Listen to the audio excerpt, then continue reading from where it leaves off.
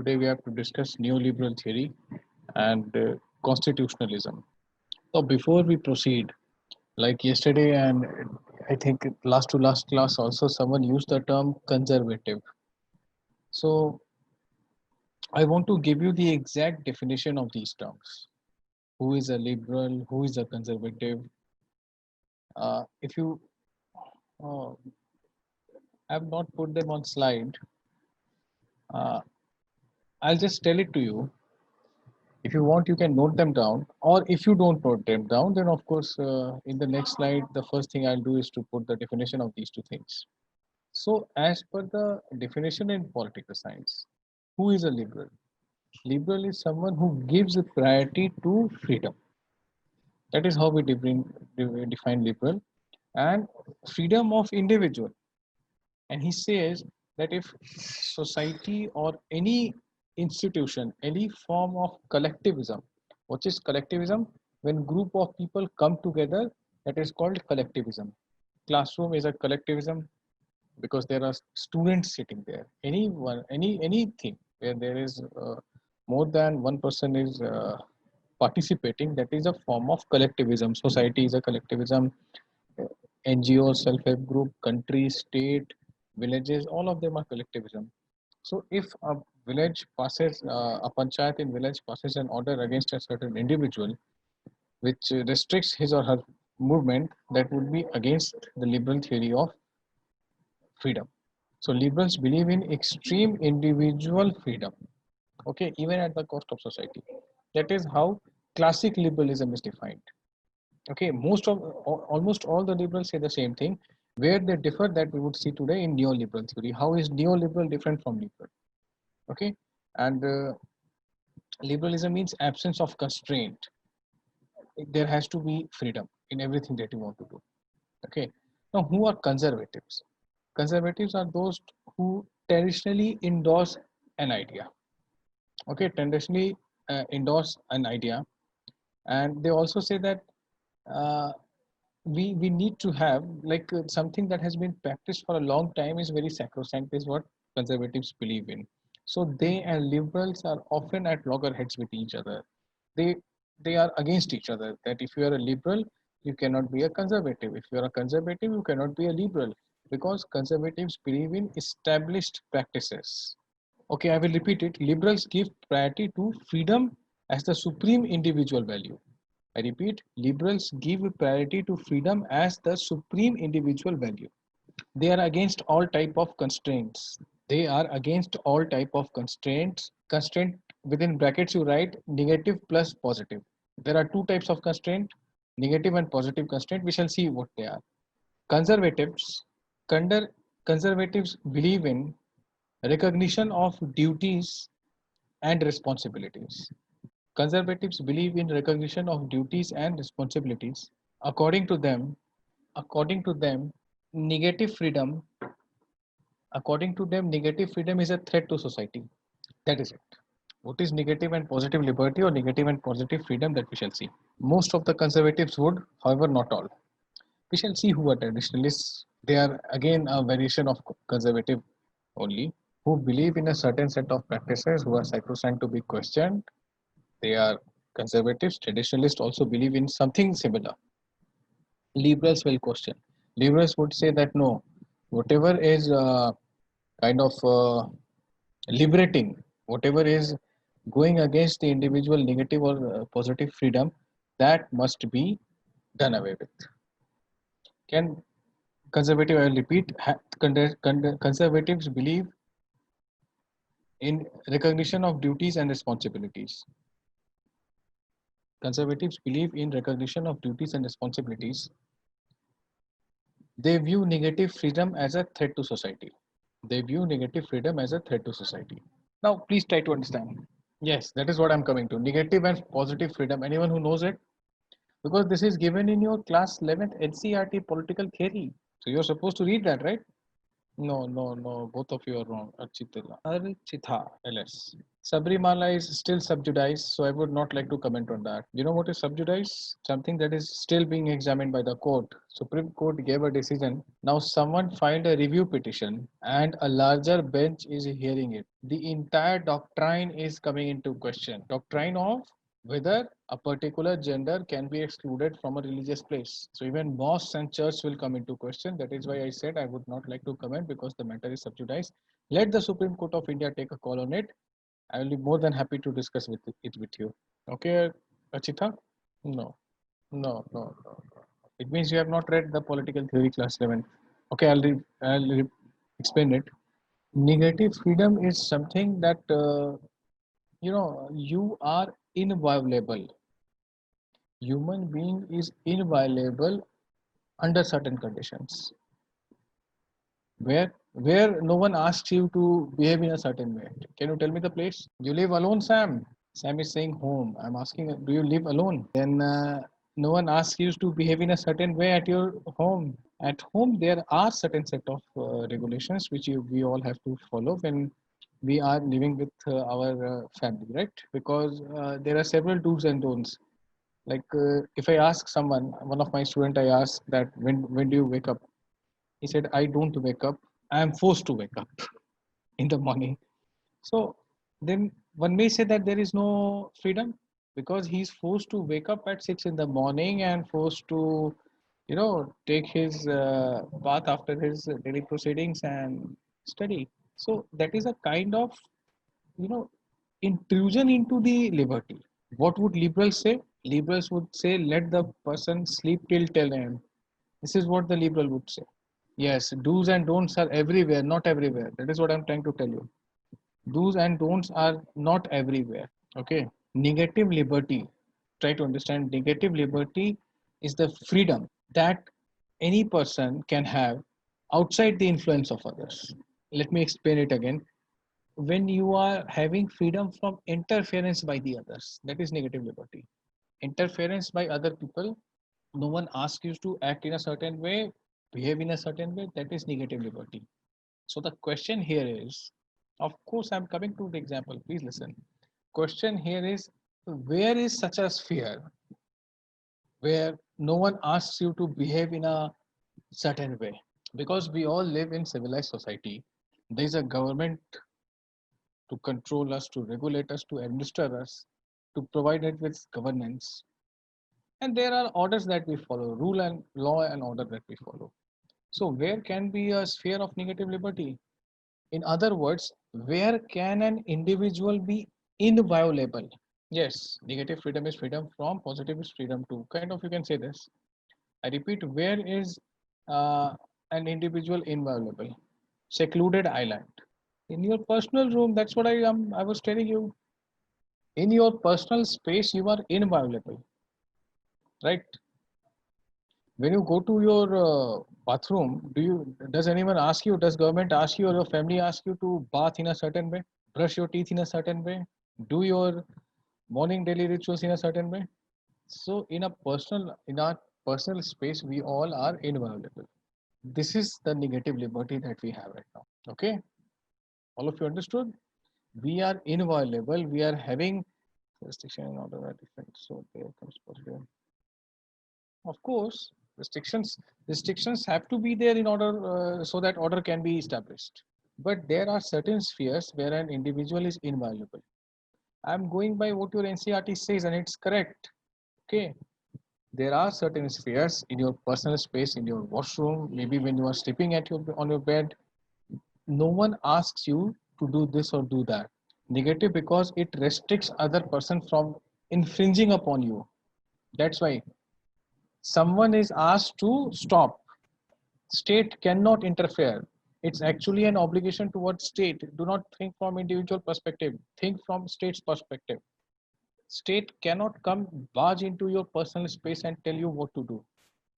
Okay. State is supposed to halt. That is why it is called a negative. Everybody understood what is negative liberty? Where an individual is inviolable, no authority, let alone government, can ask you to behave in a pattern. or follow a tradition or follow a practice. No, that's the only negative liberty that we have. When we are in our personal space. We'll come to fundamental rights later on. Please don't go into that right now. They are again obligations on the state. Just read from the Bare Act. How does it sound? Who is supposed to protect your fundamental right? The state. If your fundamental right is violated, do you know that every criminal act is not against the individual, it's against the state? Do you know this? So if an actor is being murdered, then it's not that he has been wronged or his family has been wronged. The government has not been able to enshrine his Article 21 right to life and liberty. He has lost it. That is why it's a crime against the state. That is why state will interfere. Any criminal act, please remember this, is an act against the state, not against the individual. If it was against the individual would retort. If he is alive, if someone beats you black and blue, you cannot do the same. Do you know this or not? Strictly legally speaking, if someone beats you black and blue, takes the pulp out of you, you cannot do the same to the person. You can at best go to a police thana and lodge an FIR, file and complaint, and there would be a case of attempt to murder. Police will look into it. State would intervene. Any criminal act is an act against the state. Individual is not wrong, state is wronged here because the state is a party. State is supposed to protect your fundamental rights. That is why such wordings are there in fundamental rights. Is it all right? Positive liberty where you are asked not to do a certain. Now that has to be proved if it was an act of self-defense. Again, very subjective, very tough to prove. So now the thing is, what is positive liberty? Positive liberty is where you are asked to not do something. Like you need to stop at the red light. You do not jump the red light at the traffic signal. Again, your liberty is being curtailed. Why? Because order has to be maintained on road. That is a positive liberty. Okay. When you are boarding a flight, you are supposed to arrive at a particular time. If you are not there at a certain time, the flight would leave without you. That is what the airlines regulations tell us. Exactly, Anvesh. Very true. Authority has no limitation to impose on the individual negative liberty. Authority has, authority can, or authority must impose certain restrictions on individual in order to preserve and practice law and order, that is positive liberty. Now you won't forget this. Leave social contract theory. We have not seen social contract theory now. We have just seen Hobbesian theory in one line itself. Social contract, different, people have interpreted it differently. Do not go to social contract now. Let us first understand different variations of liberalism. Liberal, classic liberal, and then the neoliberal. All right. So please do me a favor also. Negative liberty is where an individual is inviolable. You cannot be violated. That is negative liberty. You can act the way you want. You can sing, you can dance, you can roam naked. If you roam naked on road, you know you will be booked. No, don't try. If you try to roam naked, you will be booked. A criminal complaint will be filed against you because you are a threat to public law, morality, and decency as per the IPC. Yeah. But in your washroom, you can be naked when you are taking a bath, right? So negative liberty is something when state will not ask you to behave in a certain way or will not put any restriction on you. Do what you want to. Aghors are different. Aghors have the permission. Have you ever seen an aghor, Namo? I remember when elections were going on, and a female journalist was at Banaras because Banaras happens to be Prime Minister's constituency. Banaras is known for aghoris. So she was interviewing an aghor and he has wrapped a piece of cloth around his waist. So she asked me that I have heard you people roam naked. And he said, it's because of you I'm wearing it. And then he just threw it away and she ran away. Okay. So aghors have this permission, religious permission. Orthodox, not Orthodox Jains, they are Digambar Jains. Mentally disabled are not included here. How will you ask a person who is not into his fully functional mind, who is not having rational faculties intact to obey law? Mentally retarded are not included here. I'm talking about a sane person. Okay. So some certain religious collaborations like Digambar Jains, those who have taken Diksha and those who have declared themselves that we will do Santhara, those Digambar Jains can roam naked, Aghodis can roam naked. But then there is a very tough procedure that they have to follow. They have to register themselves and then they have to take Dikshas. Mentally disabled will not be counted here. Okay. Negative liberty, positivity is clear to everyone. Now. Again, you need to do me a favor. Read Liberty chapter from class 11th NCERT, please. Not now, before tomorrow's class. Read Liberty chapter from class 11th NCERT Political Theory. Just one chapter I'm asking you to read. See what examples they have given. Don't read much. Okay, just that one chapter, probably chapter 3 days. Political Theory. There are two books in class 11th, Indian Constitution at Work and Political Theory. Now, having understood negative and positive liberty, having understood liberal and conservative, let us see what else we have to see today. Who is he? Adam Smith. The name is given. He wrote a book. Can anyone tell me the name of the book? No, there is no overlapping. There are very limited domains where an individual is inviolable. An inquiry into the wealth of the nations. It's a magnus opus. It's a 1,000-page book, very thick one. And he gave the concept of what is called laissez-faire. What is laissez-faire? Leave us alone. Okay. Like markets are, he has talked about an invisible hand. Have you heard of that this phrase, invisible hand? Maradona talked about this God's leg when he made a penalty in, I think in 86 or 87 he did that. You must not have heard about him. So what is invisible hand of God? Hmm? What is invisible hand of Adam Smith? Liberal and neoliberal theory is more of economics. Now try to understand. Okay. Now listen. Please listen this carefully. If you do not understand, I'll explain it again. Any product, like this is a product. My earphones are a product. It has a certain price. On what factor would the price depend? Largely, not entirely, largely depends on the demand and supply of a particular product. Fair enough? The price of a product would largely, again, I'm not saying entirely, would depend on the demand and supply of a particular product. All of you agree to this? So, how would the demand and supply interact? Adam Smith says that for an economy to survive, government must not try to fix demand and supply. That is what he advocates in Wealth of. Now, please stop sending me chants. Please, if you have a question, I'll come to it. Please listen now. Government must not intervene in market. There is a demand curve, there is a supply curve. Let them interact freely. The point at which they interact would be the equilibrium. This point where the cross is being created, this is equilibrium. This is this one in the between. This is equilibrium, where at a certain price, certain commodity would be demanded. If it's 15 rupees, then five pieces. If it's 20 rupees, maybe the demand would fluctuate. So because of free interaction of demand and supply, an equilibrium will be reached. Okay, at a certain price, certain amount of product is demanded. If the price shoots up, maybe people will switch over to certain products. Now, don't tell me exceptions. If you have read about giffen goods and inferior goods, don't quote that. I'm trying to make it as simple as I can. So, demand and supply free interaction would happen, and price mechanism will be established, which is also called equilibrium. And Adam Smith said, let the market decide for itself.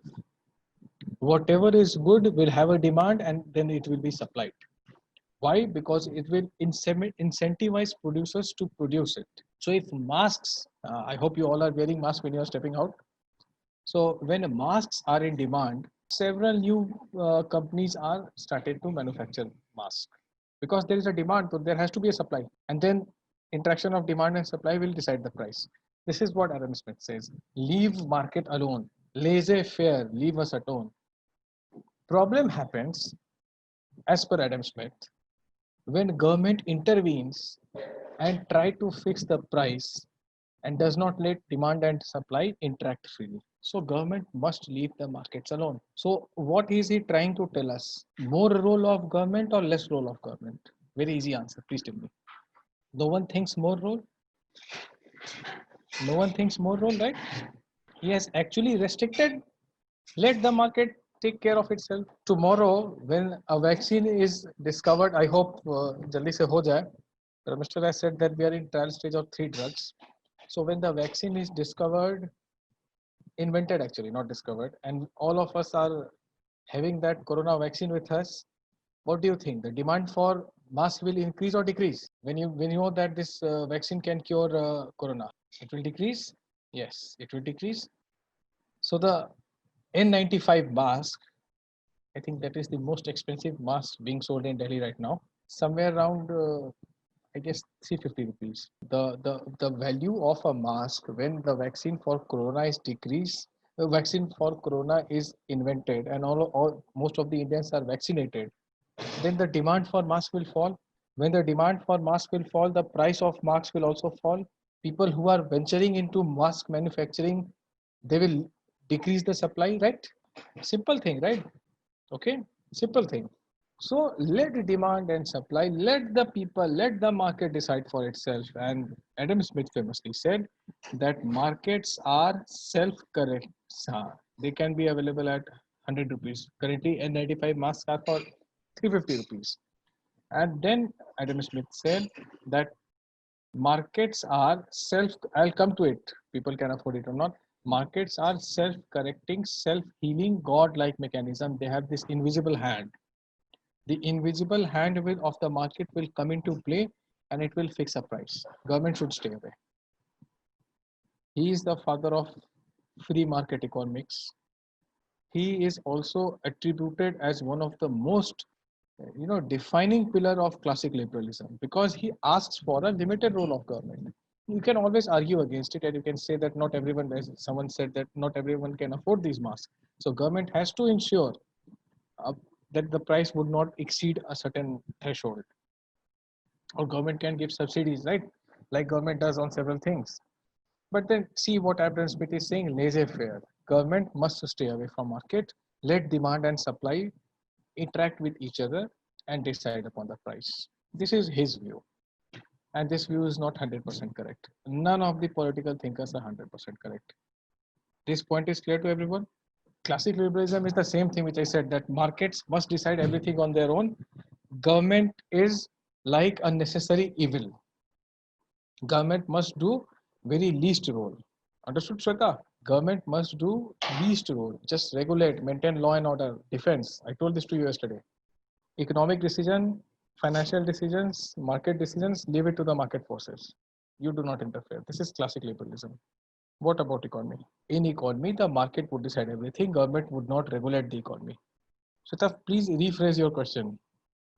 What are you asking? That what is the role of classic liberal, or what have classic liberals said about market? Sir, classic liberalism is totally dependent on market and Not dependent economy. on market. It favors market. It is about market now, economy only. Yes, yes. It's all about market economy. Okay, sir. It's all about market economy. Anyone who says that government must not intervene in the market is all about market, right? This guy was the one.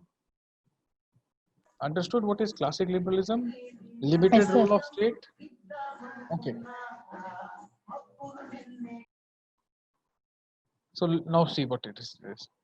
Classic liberal ideas developed during transition from feudalism to capitalism. What is feudalism? Who does not know what is feudalism? Okay. Listen now. Feudalism is where king appoints the feudal lords. I'll give an example you will understand. When British came to India and they conquered and annexed the entire India, they could not collect revenue from far off places. They were in Kolkata, they were in Chennai, Madras, it was known as Madras Presidency. In your Hyderabad, they defeated the Nizam after Hyder and Tipu. So they could not go to a place called Jhumri Tilaiya. If you have heard about it, it was in Bihar, now it's in Jharkhand. So far off places, because there were no roads, there were no railways, right? So how can they go along in the jungles, all waterlogged fields, dense forest where the sunlight cannot reach? So they appointed zamindars, that you are the zamindar of so and so area. These 100 villages are under you. You collect revenue from these people and give me a certain share. This is something what is very close to feudalism. Okay, government has appointed feudal lords that you give me a certain amount, keep the rest with you, collect from them. I'm not going to collect. Same thing was happening in Europe. There were feudal lords. Same thing was happening in medieval times when Rajputs were ruling. Okay, when Mughals were also ruling, when Sultans, English also adopted it. That who will go into venturing, collecting, it's a very tedious process. We don't know the language, we don't know the places, we don't know how they will interact with us. So they have appointed a certain people. These are the feudal lords. So a king used to have several feudal lords under him. So when there was a war time, all these feudal lords, yeah, it's a hierarchical method.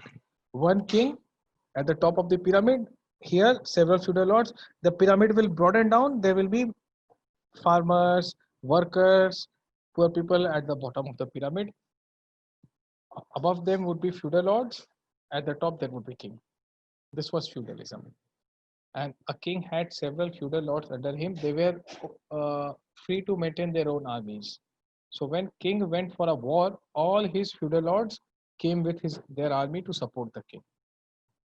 Right? This was feudalism, mostly during medieval times. English redefined them according to their convenience in India. They appointed zamindars. Now, capitalism came. Mass production started happening. Factories were made. So whosoever was having capital, he became the new feudal lord. Okay. So this is where the classic liberal idea started coming. This transition phase from feudalism to capitalism. Again, we are talking about 15th, 16th century when Renaissance came. Okay, cradle of classic liberalism was UK, England, where the industrial revolution was most advanced. Now, there's a reason for it why industrial revolution was most advanced in UK. Can you tell me? This question was asked in your general studies history paper some year, I guess, in 15 or 16, or maybe 17, 15 or 16, I guess. That why industrial revolution peaked in England. No, Hemant, they came for raw materials because they had a demand, because industrial revolution wanted its peak. No, no, no, no. You are reversing the clock. Renaissance happened in entire Europe. Why only England? Now listen to the answer. There are several points here. First thing, no, nothing. What war against bourgeois? Where is bourgeois here? All of them are bourgeois themselves. First thing, England, for a very long before other European countries, was behaving as a coherent unit, administratively, politically, economically. Okay, UK is actually England plus Scotland plus Wales plus Ireland. Do you know this? United Kingdom is England plus Wales plus Scotland plus Ireland. So long back, administratively, politically, economically, they were united. Okay, long before Industrial Revolution. You have to study Magna Carta for that. Leave it. Not our syllabus. Not something in our syllabus right now. Why go into the history? So this gave them, when your institutions are at place, when you are administratively same, politically same, your laws are not varying from province to province, right? People are same, tax is being collected at a uniform rate. So then industrial revolution can reap its dividend actually. Next thing, England is connected, see the map of England today, through a system of perennial rivers. And your geography NCERT writes that today more than 90% of trade is carried through water bodies. Today, 2020. What would have happened in 15th and 16th century? Maybe 95% because roads were not there, flights were not there. So most of the trade was carried through water bodies. England is connected through a perennial system of rivers. So it was able to go with more trade. The route has to go through England. Okay. The route, a famous busy trade route, has to go through England. River Thames and all that. Okay. They had up to then there would be the potency of their military power that was also very good. So these were the reasons. So industrial revolution was most advanced there because there were conditions sufficient for industrial revolution to grow. Okay, that's why. So it came in England. Why it came in England? I told you the reasons. Now, classic liberals view humans as rationally self-interested creatures with capacity for self-reliance. Now, who can say that leave people to themselves? If there's a small kid, a 3-year-old kid, if he disappears for 2 minutes, you see his papa and mama going, but say, "Haan, kahan gaya hai?" Right? Why? Because they know that the kid can harm itself, right? The kid can harm himself or herself. So, who can take care of themselves? Those who are rationally developed, those who are those who have some capacity for self-reliance, grown up, intelligent people. So this is what classic liberals believe about human beings, that human beings are not like a small baby.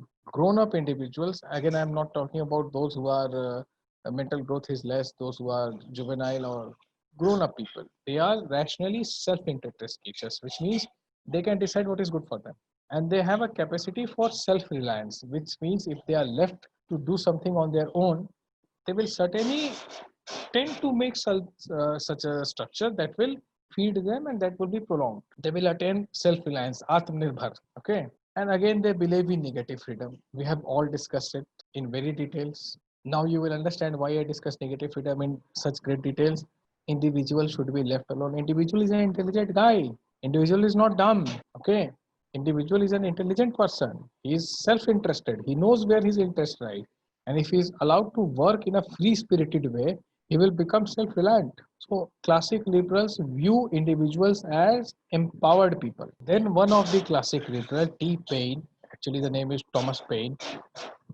What is his view on state? State is a necessary evil. Why a necessary evil? Because the state asks us, don't do this, don't do that. No, we are liberals, we are classic liberals. We have assigned limited role to the state. And what is that limited role? Maintain law and order, security and defense. That is it. Okay. And collect minimum tax for that purpose. Because you have to pay your revenue officers, your police officers, your military officers, yourself. There has to be certain expense, so collect minimum tax. And don't tell us what sort of business should I do, what sort of farming should I do, whether I should grow wheat or I should grow what is that, avocado. Okay, don't tell me what I should do. Don't tell me which clothes should I wear. Limited. You are a necessary evil because you will protect us from internal and external threats. You will maintain law and order. That is your role. That is what you know, and that is what you should exist for. So, a state, what is state has a shrinking role or expanded role in classic liberalism? Come on, state has a shrinked role or an expanded role in classic liberalism. Now, this is exactly what the liberal theorists of state believe in. Liberal theory of state is a classic liberalism in practice. Okay, liberal theory of state is classic liberalism in practice. You got it? Now, who considers current regime as the conservative system apart from Sumana? And on what basis are you saying this, Sumana? Let me bust certain myth. What makes you say that current regime is a conservative one? I'll give you an example and you tell me for yourself. Let us see these things through examples. Now listen, there was this LGBTQ case going on in the Supreme Court, right? Whether now don't understand things from social media. That is the worst thing that you will do. It's as good as learning history from crap Bollywood movies like Ashoka and Mohenjo-daro. Okay, don't learn theories from social media crap and history from crap Bollywood movies. If you want, I can tell you the name of good movies. I think I told you, right? Dunkirk and Darkest Star and all. So I'll keep recommending more. So LGBTQ case was in Supreme Court. Okay, and government of was asked, Modi government was asked, what is your take on it? Homosexuality, not because homosexuality is a part of LGBTQ. Now, Section 377 of the Indian Penal Code used to punish homosexuality, okay, because it considered homosexuality against the natural order, unnatural sex, quote unquote. Now, what is the status of Section 377? Section 377 is still in IPC. Unnatural sex is still a criminal offense. Homosexuality is not unnatural sex after the Supreme Court order. Did you understand this? I'm coming to the government part, but did you understand this or not? homosexuality was considered punishable under unnatural sex, being part of section 377 of IPC. IPC was written by Lord Macaulay. It is a colonial hangover, Victorian morality as we call it. Church is against the homosexuals. Church considers homosexuals as Satan. And when the case went to Supreme Court, the Supreme Court asked government opinion, Modi government's opinion, and the Attorney General. Attorney General means Government of India's advocate, law officer of the country. Okay, Government of India keeps a team of advocate. The senior most person is called Attorney General. It's a constitutional post. Then there is Solicitor General. Then there are additional Solicitor Generals. But AG, Attorney General, is a constitutional post. It means Government of India's advocate. The AG said that yes, scrap it. Let us not criminalize homosexuality. Conservative approach or liberal approach? Then why do you call it conservative? Who were opposing this stand? The three churches in India, and Darul Uloom and Jamia, I guess the Saharanpur, what is the name? Darul Uloom was opposing it, and the three prominent churches of India were opposing it. Government of India was not. Isn't this a liberal stand? This government, when you fill a sarkari form, a government form, you will see your gender category: male, female, others, transgenders.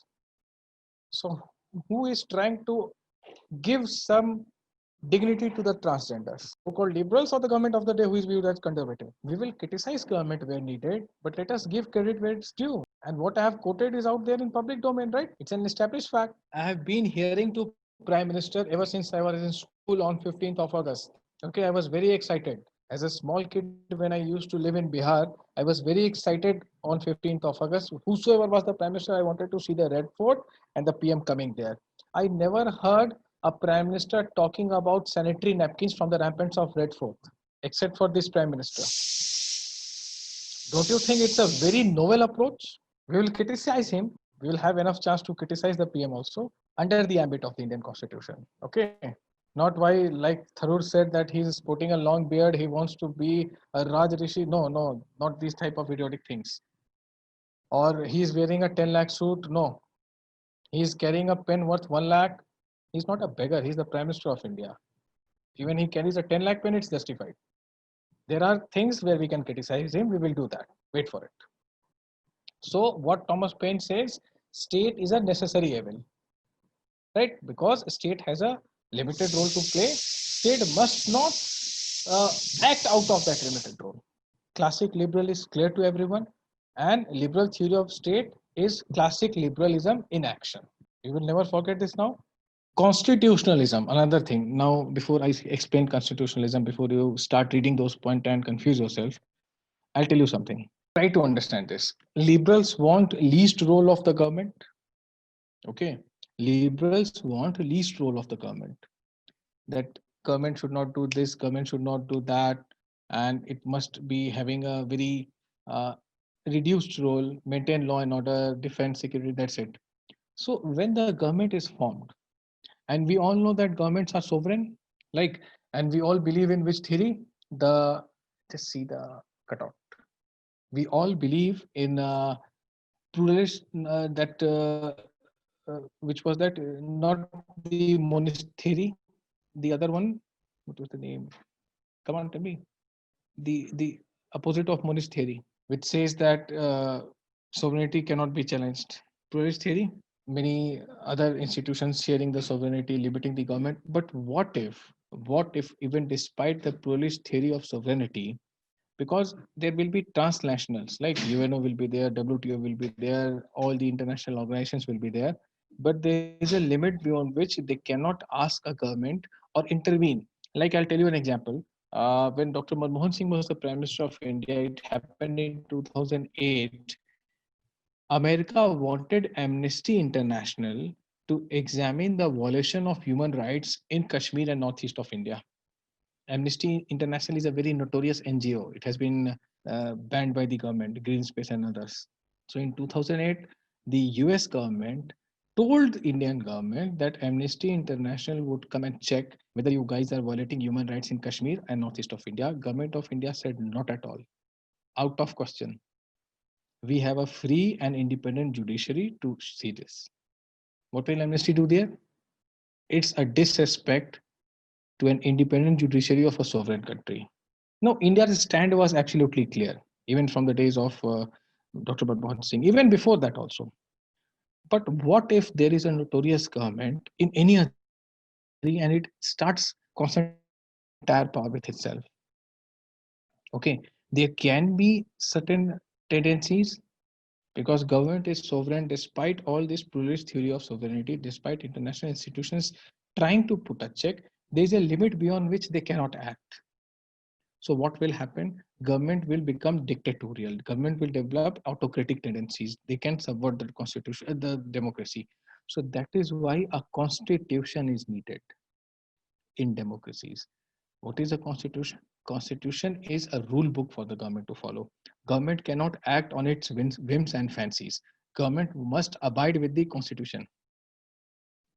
Okay. So if you want to bring a change in any law, you want to bring a change in the citizenship process, pass the CAA in the Indian Parliament. Please try to understand. You have to go through a certain process that are enshrined in the constitution, and every country is governed by the constitution. The governments have to act as per the constitution, right? It's an offshoot of liberalism. Constitution is there, government cannot act in an arbitrary way. Can government pick you from your house and hang you the next day? Not at all. Even in order to pick you from your house, government needs to have a solid case, right? And then you will be taken to a local magistrate within 24 hours, and that excludes the journey time. Do you know this? You will be presented in a local court, and if the magistrate thinks that you need to be questioned, then he would, that is, yeah, just a minute.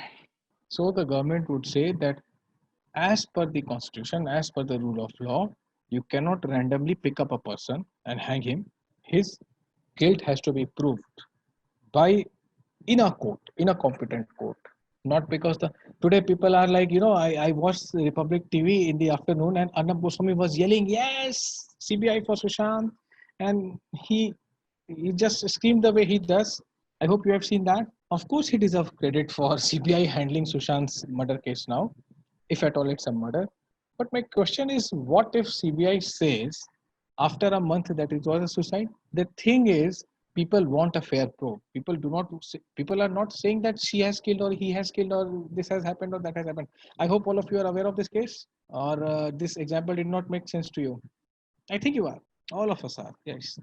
So the thing is, people want a fair probe. Regular movement, and chief minister and the ADG, the DGP of the state, the CBI was involved. Several senior politicians from the ruling party were involved. So all people want is a fair probe. Let the guilt be established in a court of law, then the guilty will be punished. And if the apex investigating agency, that is CBI, says that he or she is responsible, of course they will examine it from several angles. There is a very interesting and complex procedures for people like us through which CBI works. Not all of us can be able to can understand that or try to appreciate that. So the thing is constitution, and then you pick up the guilty if at all there is one, and then the court will decide the quantum of punishment. This is constitutionalism, not that because of public perception, not because of public perception. That is why there is a constitution in place which any government is supposed to follow, okay, which any government is supposed to follow. Now let us read the provisions. Liberals agree with need of state, but they are aware of the dangers state may possess. I'll do that. All governments are potentially autocratic, is what liberals believe. That he's into government, he can be autocratic. Autocratic is antonym for democratic, right? By exercising sovereign power, government is a threat to individual liberty, right? Because they are sovereign. How will you question them? Power tends to corrupt and absolute power corrupts absolutely. Lord Acton, I hope you have heard this famous phrase, right? So liberals fear arbitrary governments and want a limited government. See, what government does? Government asks you to not do this. The government puts regulations on you. Government tries to uh, make you follow certain things. It curbs your free spirit. To a large extent, this is true. But liberals believe that there might be a government. And why do we need a constitution in context of India? Because people who framed the constitution, they knew that India is such a diverse country, so much of plurality is here, so much of heterogeneity is here, so much of versatility is here, right? And people cannot, liberals believe this because this is the inherent trait of power. Okay, we have to study power also. We have to study Foucault and we have to study Hannah Arendt also. So please wait for that, then I'll answer this question. But then, because we need to understand what is power, now we are trying to understand what are liberals. Okay, so liberals believe that power will corrupt. So government needs to be tamed because if they remain in power for so long, they can become atrocious, autocratic, and dictator. So that is why they say that there be a constitution. So please remember, constitutionalism means reduce role of the state. This he said this that let the man be free from the yoke of the state. Okay, leave man alone. What liberals believe? Humans are such a intelligent, beautiful, self able to attain self restraint, self dependence, can maximize their benefits. So that will happen only when the government will let them do what they can do. Okay, so constitutionalism is limited government to put a check on the government. That is why a constitution is needed, so that government acts as per what is written in the constitution. Is it okay? How constitutionalism and liberalism are related? Constitutionalism is practicing limited government. Government institutions, which means all the ministries, the statutory bodies, the regulatory bodies, and the political process should be constrained by constitutional rules, which means even constitutional bodies must. An office like Comptroller and Auditor General, an office like UPSC or like Election Commission, all of them are mentioned in the Constitution. There is a process that describes their functions, powers, and the limitations, right? And it cannot be violated. There must be internal check on the government. These bodies check the government. It is up to the Election Commission of India to ensure free and fair elections, right? Else, the ruling party can win election through unfair means. Yes, liberals promote constitutionalism. It's a product, but it's their product actually. So when there were aspersions being cast on the functioning of EVMs in India before this 2019 election, the Election Commission threw an open offer. Come and hack my EVM. You know this? The EC threw an open challenge to all those who were alleging that EVMs are compromised. They said, okay, come and hack my EVM. You know, none went other than the two parties. Only two parties went, and one of them, asked the Election Commission, we have not come here to hack you, hack your machine. We know it cannot be hacked. Just tell us how it works in detail. EC said, okay, sit down, I'll explain it to you. Independent constitutional institutions who function so that government acts in a way they are supposed to act. Let there be free and fair elections. Comptroller and Auditor General. What was the front page in the Hindu today? The headline, do you remember if you have read the newspaper today? I have already said Comptroller and Auditor General. Which SC judgment are you talking about? Yes, be specific. PM CARES, right? Now, the moment this PM CARE fund was created in this Corona time, everyone was like, let there be a CAG audit, let there be a CAG audit.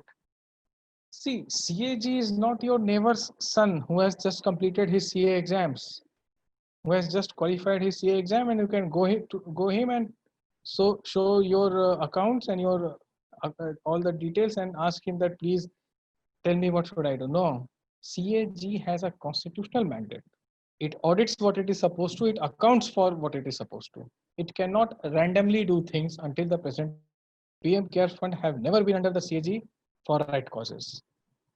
Okay, not the first time. So again we see restrictions on the government, not on individual. Namo, try to understand this. Liberals don't like restrictions on the individuals, whereas constitutionalism is restriction on the government. Do you not understand this difference? So constitutionalism is a product of liberalism only. Now you can explain how liberalism and constitutionalism are interconnected. Now let us come to the neoliberal theory. It was evolved by German scholar Alexander Rostow in 1938. What is the concept? The priority of the price mechanism, free enterprise, the system of competition, a strong and impartial state. Again, whenever we talk price mechanism, same laissez-faire, Adam Smith, with the demand and supply. Free enterprise means let people do what they want to. System of competition. Competition means one person or more than one person. There cannot be a monopoly. There will be different manufacturers making the same product. Whose product will be sold? Which the people will decide. Right? People will have a taste for a particular product. There are several masks being sold, but you and me may have a preference for a particular mask depending on the quality. That is called system of competition. But here they have added strong and impartial state. What were liberals saying? Minimal state, weak state, constitutionalism, restrict state. Here, what neoliberals are saying is strong and impartial state. This is where neoliberals differ from the liberal. Next point you read. Neoliberal means supporting a modern economic policy. Economic policy would be same. Let there be free market. Let there be laissez-faire with state intervention. Now, how do you understand this fact that there will be a modern economic open policy, free market, and with state intervention? Let us try to understand. You understood the difference of opinion between neoliberals and liberals? Neoliberal state intervention brought a clash with the opposite laissez-faire camp of classic liberals. So classic liberals were like, how can you ask government to regulate the market? We are Adam Smith's disciple. How can you say that? How come you are a liberal? Okay. Modern scholars tend to identify Friedrich Hayek, beautiful economist, not because of appearance, because of his theory. Milton Friedman, okay, and Ayn Rand. Have you studied her book, Fountainhead? How many of you have? So Ayn Rand, Milton Friedman, Frederick Hayek, Hayek, he gave this beautiful, I'm reminded of his quotation.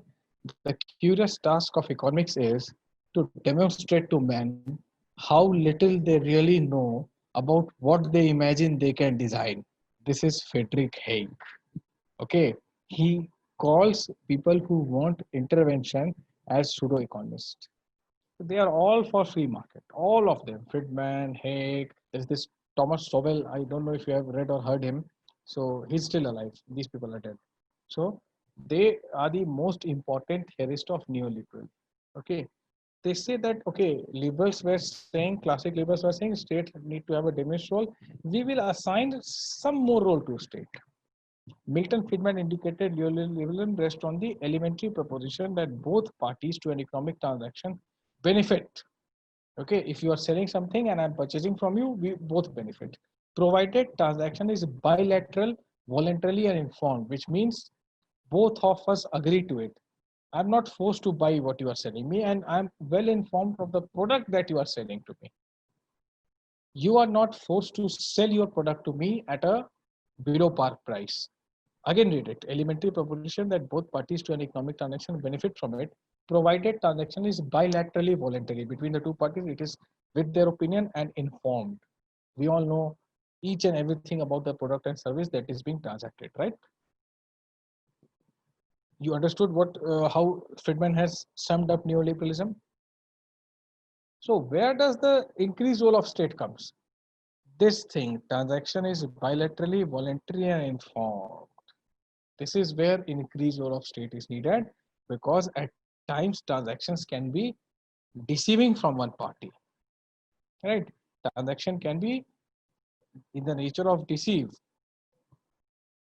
How come state role comes here? Increased role of state.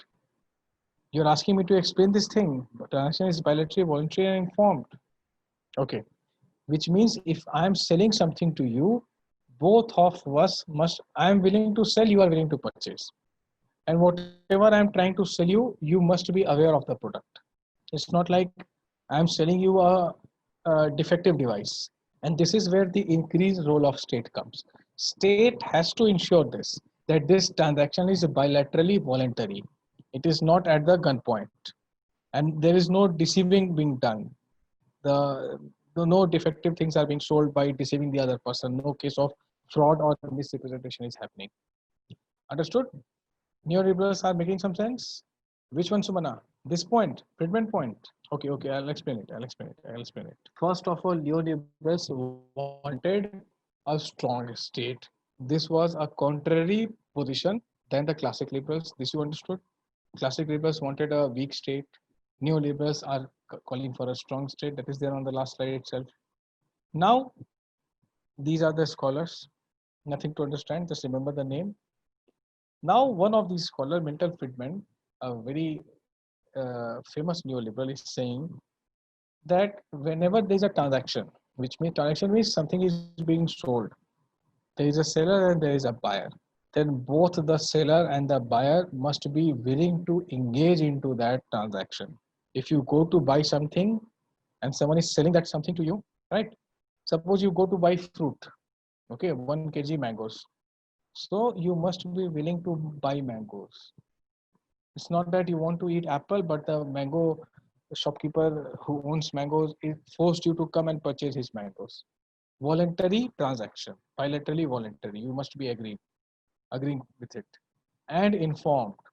So if you want a particular variety of mango, he will tell you that yeah, this is the particular variety. Whether this is Chosa or Malda or the Shahri, these are the varieties of mangoes, or Alfonso, so that you will be informed. You will not be deceived. Wrong information will not be given to you at the time of transaction. And this is where the increased role of state comes into play.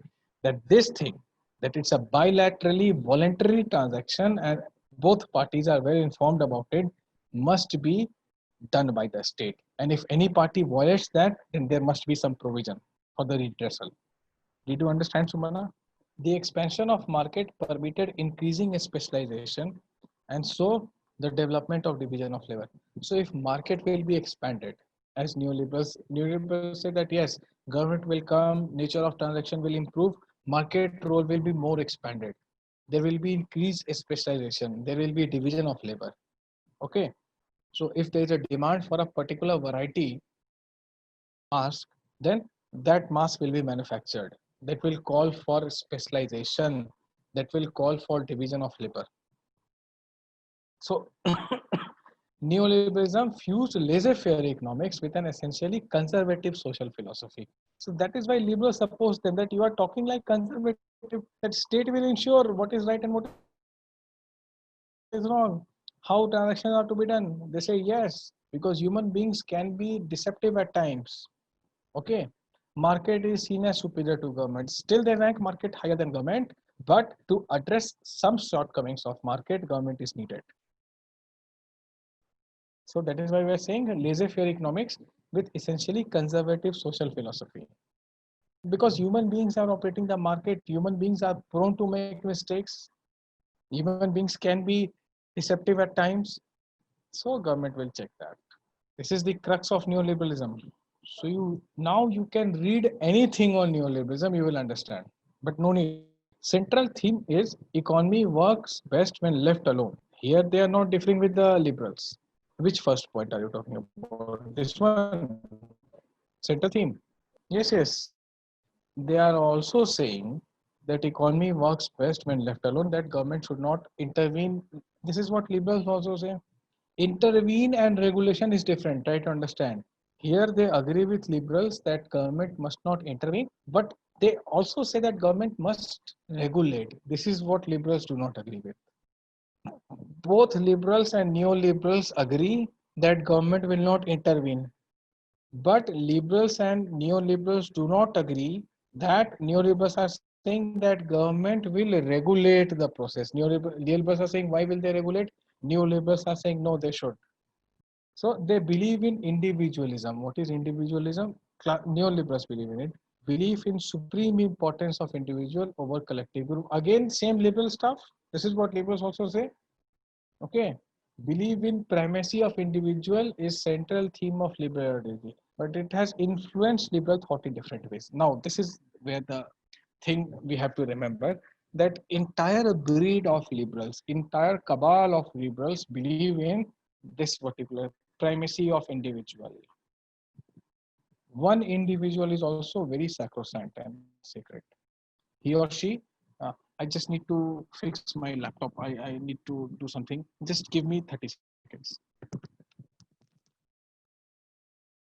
So what they are saying, they are simply saying, liberals are also saying that primacy of individual is most important. Neoliberals are also saying, but how primacy of individual, this very phrase is interpreted differently by these two groups. Okay. liberal and neoliberal. Classic liberals believe that there should be no government intervention or even regulation. Neoliberals believe that if there is no regulation by the government, intervention we can say yes, that government should not interfere. Classic liberal, neoliberal, bye bye. But neoliberal would say if there is no regulation from the government side, then there are some elements in the market that can be deceptive at times. That is why government needs to regulate. And that will uphold the primacy of the individual. Not everyone is in the same position. A buyer and a seller are not always on the same pedestal. Not equal footing is given to both of them. So one might deceive the other depending on who is superior and who is inferior, right? That is why to uphold the privacy of individual, which is one of the core elements of liberalism, classic liberals also say, neoliberals also say that let there be some government intervention, but classic liberals oppose them on this. Okay, now you see. Some liberals believe that society is a collection of individuals, each seeking to satisfy his or her own needs and interests. This is also, again, both liberals and neoliberals both believe in this. Believe that society is made up of collection of self-interested and large self-sufficient individuals rather than social group is called atomism. So if it is a question, what is atomism? These 2 points will suffice. Both, irrespective of whether you are a classic liberal or a neoliberal, you believe that society is a collection of individuals. Is correct? And every individual wants to perpetuate and enhance his or her own interest and needs, fulfill his needs and enhance his interest. Society is made up of collection of self-interested. So individuals come together to form society. All individuals are interested in self-interest, right? So that is why society is nothing but a collection of self-sufficient and people, such individuals who want to maximize their satisfaction. That is why there is no social group, there is an atomism. Atom means, you know what is atom. That is why atomism is there. Free atoms like humans, all of them trying to enhance their interest and fulfill their needs. Again, atomism is connected to liberalism. Any question till now? We have completed it. Feel free to ask regarding whatever we have discussed. Okay. No, atomism will never be asked in 50 words. Don't worry about it. For 150 words. And there is certain other thing related to atomism that we will see when we will study political ideology. Now we are studying theories of state. But this will never be a 150 word answer at all. This I can assure you. We have to study atomism in political theory. Okay. Now we are doing theories of state. And they will not ask you such full toss. What is atomism? No. Neoliberal classic ones do not oppose government laws. Classics do not want government to make more laws. Please differentiate between them. Learn to differentiate between them. Classic liberals do not want governments to make more laws, let alone obeying those laws. They are opposed to the very idea that government should make more laws and laws and laws. Okay, Shreyas? Shreyas, did you understand? Now, which one? I forgot your which slide it was. Last point. Vishnu, I'm coming to that. There were follow-up questions, so I forgot. Okay. Let us read it again. Belief in primacy of individual is central theme of liberal ideology, irrespective of what type of liberal you are. Currently, we have seen just two types: classic liberal, neoliberal. Irrespective of you are a liberal, whether classic or neo, central theme is primacy of individual. Individual is the most important element in the entire universe, right? But it has influenced liberal thought in various ways. What would classic say? Government should not regulate, not intervene. And if government does that, but it stays away from all kind of transactions as business, they do not regulate, they do not intervene, then individual will be given importance. And individuals, what type of individuals we are according to classic liberals? Intelligent, self-sufficient, able to achieve self-sufficiency, okay, rational minded, right? So for the sake of primacy to be given to the individual, government must stay away according to classic liberals. New liberals would say, no, let the government at least regulate. If you want to enshrine, if you want to uphold the primacy of individual, then let the government regulate to certain extent. Do not call for an unregulated economy. That would be catastrophic because market has different players. not everyone is at the equal footing. Vishnu, is it okay? Let us leave environmental laws for now. There is a feminist theory also that we shall see. Environmental laws are not here. No, environmental laws were not, when these theories were being formulated, environment was not a big concern. Environment has now become a concern. And there is a separate theory that we shall see later on, not in political theory. When we will study Marxism, then I'll explain you about environmentalism. Environmentalism is an offshoot of Marxism itself.